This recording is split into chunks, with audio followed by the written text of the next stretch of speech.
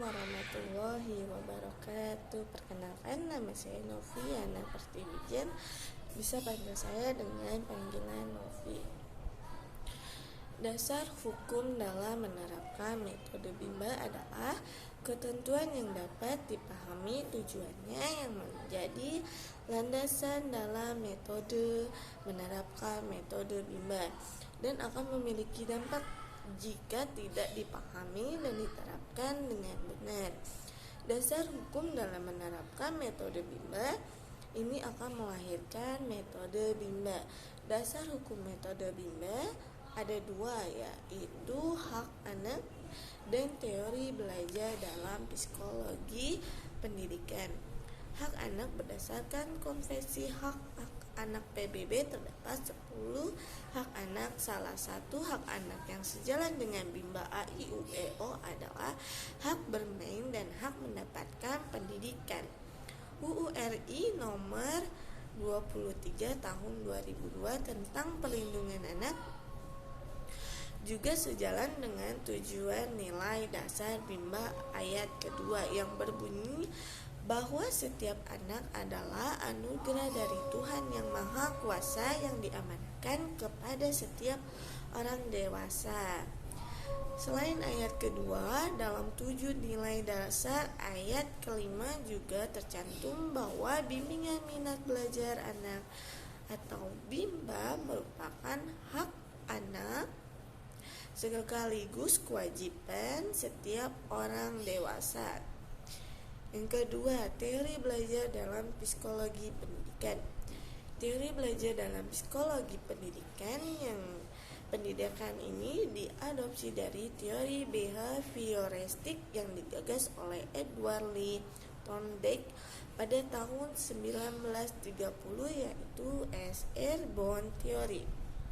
Hukum-hukum belajar yang ditemukan ada 3, yaitu the law of effect, the law of exegesis, dan the law of readiness. Ketiga hukum ini saling berkaitan satu sama lain dalam menumbuhkan minat kuadrat. The law of effect yang berarti hukum sebab akibat. Makna dari the law of effect adalah ketika kita melakukan suatu kegiatan yang menyenangkan, maka akibatnya akan diulang. Sedangkan the law of exercise, hukum latihan, makna dari the law of exercise adalah ketika suatu kegiatan yang terus diulang, maka akan berdampak mampu.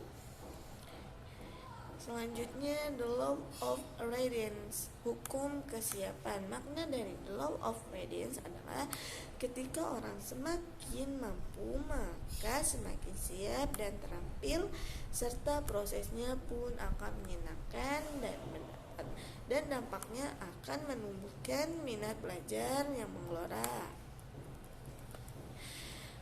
Yang kedua, apa yang dimaksud bermain sambil belajar?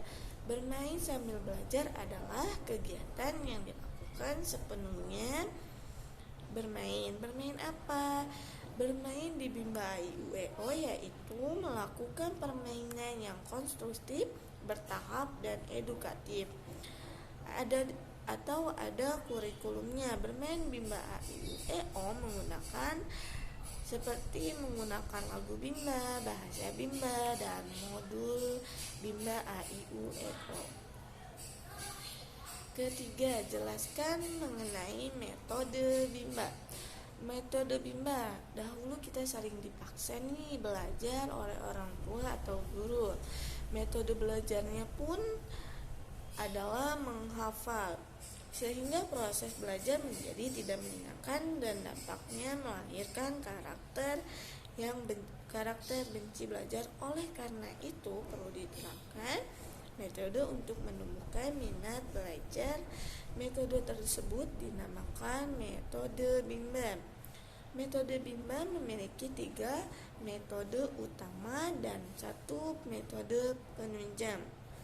Ketiga metode utama tersebut adalah fun learning, small step system, individual system.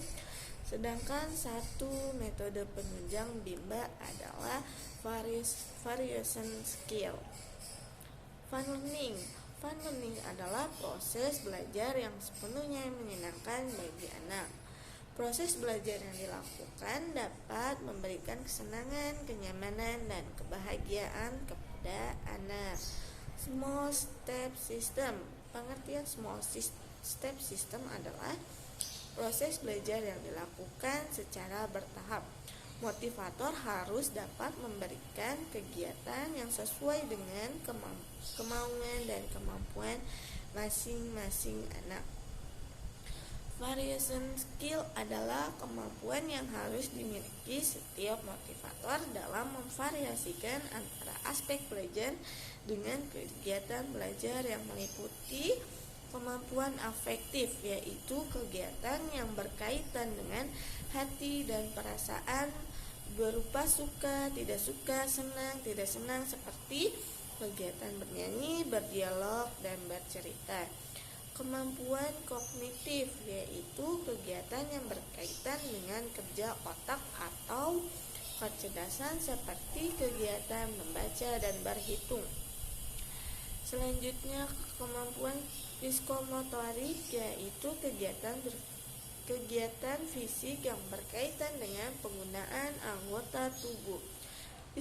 Psikomotorik dibagi menjadi dua, yaitu motorik kasar. Motorik kasar yaitu kegiatan yang berkaitan dengan penggunaan tangan dan kaki seperti menangkap, melempar, dan menari.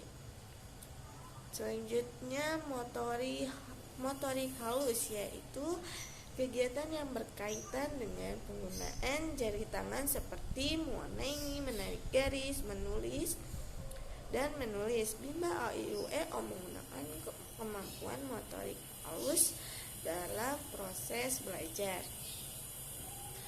4. Bagaimana hubungan antara fun learning dengan bahagia? Fun learning adalah proses belajar sepenuhnya menyenangkan bagi anak.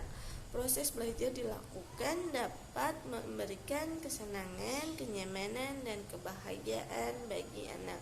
Sedangkan bahagia memiliki arti keadaan atau perasaan senang dan tentram, bebas dari segala yang menyusahkan.